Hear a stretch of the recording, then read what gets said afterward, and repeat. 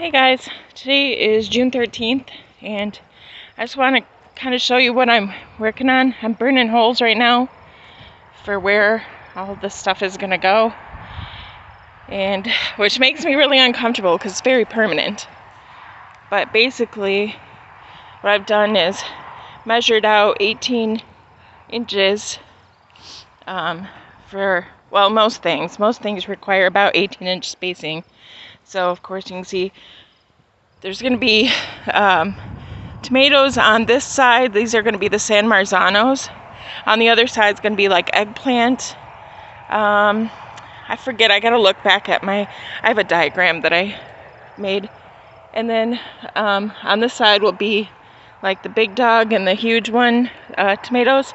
And then on the other side will have like okra and stuff. And then I'm still trying to work out the spacing of the pumpkins over there, because I want to try to squeeze more in than I did last year.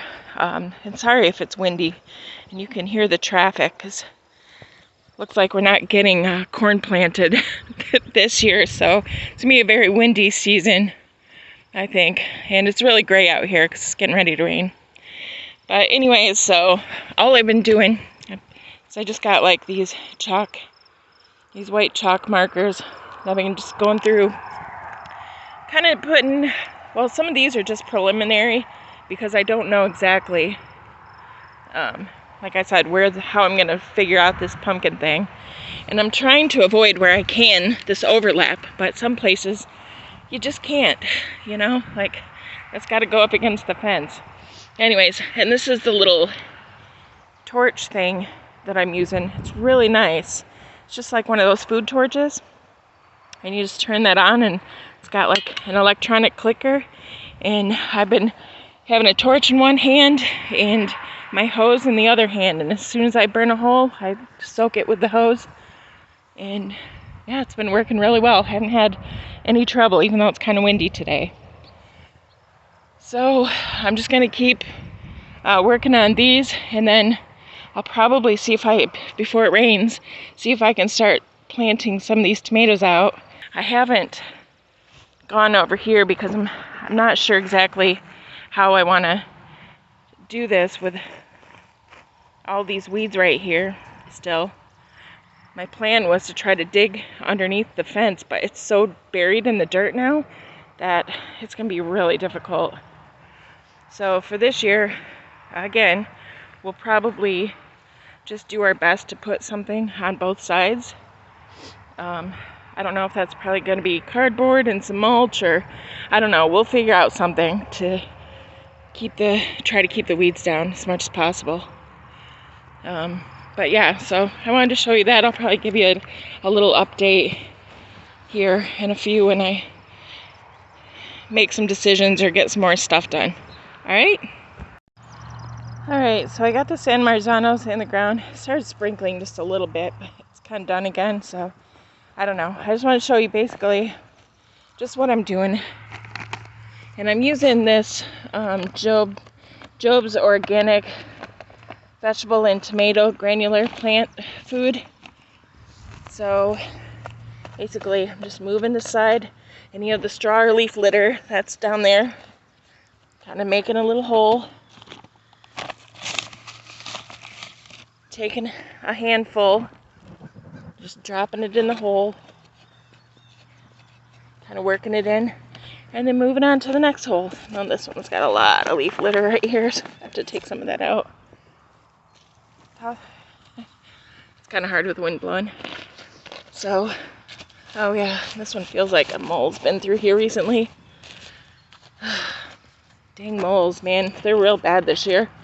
I mean, they were pretty bad last year, but the fact that there's like nothing hardly in here and they just keep coming back through here over and over again, it's pretty bad. Okay, so this is where the big dog tomatoes are going, which is just kind of affectionately named because the channel is named after my 3 dogs. And this is just the plant that got really big, so that's why it's just called that, because it was from the hybrid that I planted, the Park Swapper Improved, and it's just seeds that I saved because I thought it was a hybrid, or I thought it was an heirloom, and I totally forgot. But it turned out really nice. I mean, they're really nice tomatoes. So I'm going to get some of those planted. And then I saved seeds also from the plant that had the biggest tomatoes, which was like on the very end here. The tomatoes on that plant got huge. So I saved some seeds from one of those really big tomatoes. And I have plants from that as well. So, all right, that's what I'm doing right now. Okay, and as you can see, these are the tomatoes. Only 2 made it in this cup. It's kind of back and forth on which cups did well. So basically, I'm just carefully pulling them out. It's a lot easier, obviously, with 2 hands. And separating them from each other is best. Well, it's not usually this difficult. Like I said, 2 hands makes it a lot better. And I'm just putting them in as deep as I can. And, you know, because the roots will form all the way up the stem. And basically, that's all I'm doing. Then I'll come back through and I'll pull off any leaves that are like this, like too close to the ground. Because we definitely don't want early diseases to start. And then I'll come through and water all of them. And this year, the watering is definitely going to be different. As soon as I'm ready, I'll show you what we got going. Because I bought a Rainbird drip irrigation system. And I've never done anything like that before. And I've watched some videos and stuff, and hopefully it won't be too complicated. And that's what I plan on using this year instead of the soaker hoses, which, you know, they did their job, but I just felt like there was a lot of wasted water. So this year, with the drip irrigation, I'm hoping we'll get water directly to the plants instead of having it pool up everywhere. All right, I'm gonna get these in the ground and I'll be back. All right, it's starting to rain again, so I might call it for a little while, but all the tomatoes are in the ground.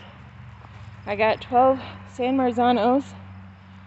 I've got just 5 of the big ones, big tomatoes, because they just didn't all make it, unfortunately. Let's see, so that goes to here. And then I got 1, 2, 3, 4, 5, 6, 7 of the huge tomatoes. And then these are 3 tall cherries. Oh, those are 3 tall cherries. I still need to plant the like big cherries because I saved seeds from the tomato that was grown in that ugly container over there last year. But it had like the biggest tomatoes on it for a cherry. So I saved some cherry tomatoes off it, or saved some seeds from it. And that's actually got to go over to that fence there. But I wanted to do my best and make sure that none of the tomatoes were going to be back to back so that they had extra airflow this year. Because I think that was part of my mistake last year. I guess I probably have time to get those in the ground, but you kind of see what I'm working with here. I only got room for 4, so I gotta decide which side it's going on, because I think these are where the peppers are going, here on both sides.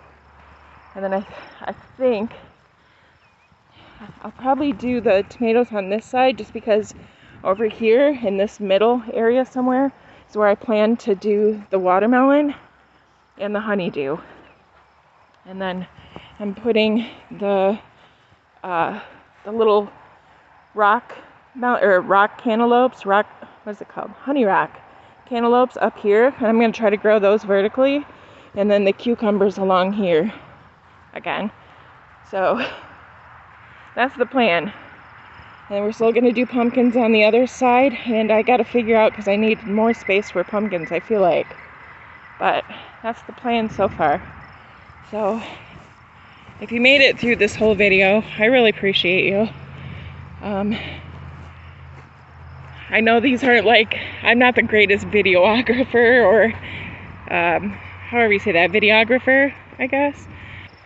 But this is just kind of like a documentation of my journey and my learning process, because I don't know that much. But I'm trying to figure it out as I go. And, you know, maybe some of you are in the same position as me and you're figuring it out as you go.